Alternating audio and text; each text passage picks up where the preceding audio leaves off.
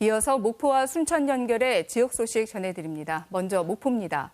김혜연 앵커, 목포가 한국 대중음악 K-팝의 고향이자 새로운 중심 도시로 비약을 준비하고 있다고요? 최근 잼버리 대회 마지막 일정으로 K-팝 공연이 성대하게 치러지면서 다시 한번 K-팝에 대한 열풍이 불고 있는데요.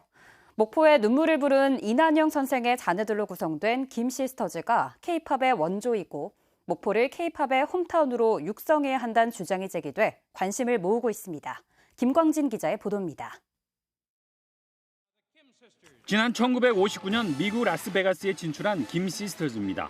3인조 걸그룹으로 색소폰 등 16개의 악기를 연주하는 등 1960년대 미국에서 선풍적인 인기를 끌었습니다. 김시스터즈는 이 같은 인기를 바탕으로 당시 미국 최고의 프로그램인 에드 설리반 TV쇼에 22번이나 출연하고 라이프 잡지에도 소개됐습니다.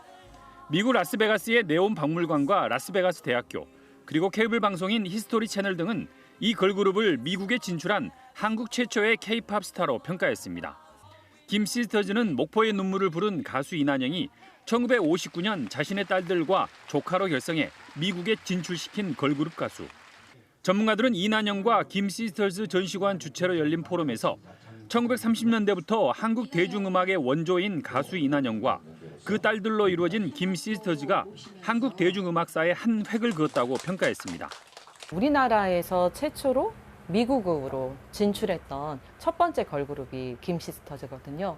그러니까 어떻게 보면 한류의 시작, 또 K-팝의 시작, 거기에서 굉장히 중요한 위상을 담당하고 있다. 목포는 이후 1970년대 가수 남진과 90년대 최윤아 등을 배출하는 등 한국 대중음악사의 한 축으로 자리매김했습니다. K-팝의 원조가, K-팝의 홈타운이 바로 목포임을 알릴 콘텐츠 개발에도 힘을 적극 쏟아가겠습니다.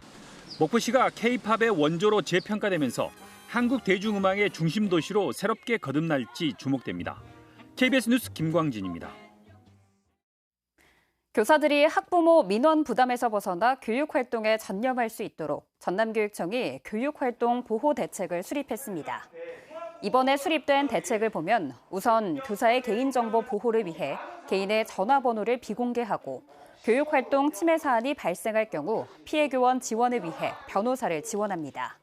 또 문제 행동 등 수업을 방해하는 학생의 분리 조치를 위해 수업 지원 강사 배치, 이른바 공존교실을 확대하고 교육공동체 학교생활 규정을 마련할 예정입니다. 일본 원전오염수 방류 여파에 따른 수산물 소비심리 위축으로 어업인의 어려움이 가중될 것으로 예상되는 가운데 전남도와 수협이 안전한 전남 수산물을 알리기 위해 수산물 소비 촉진에 나섰습니다. 전라남도는 향후 온라인과 오프라인 소비 촉진 행사를 비롯해 수출 활성화와 수산물 안전성 검사, 그리고 원산지 단속 강화 등으로 소비자 신뢰를 높일 방침입니다. 광주은행이 지역 내의 꽃가게와 연계한 복합점포 1호점 하단꽃집을 목포에 개점했습니다. 광주은행은 지점 리모델링에 맞춰 영업점의 딱딱한 이미지 개선 등을 위해 지역의 소상공인의 추천을 받은 꽃집 운영자를 선정해 꽃집을 개점했다면서 새로운 형태의 금융과 생활 서비스를 제공하기 위해 이 같은 복합점포를 5개 점포까지 확대할 방침입니다. 지금까지 목포에서 전해드렸습니다.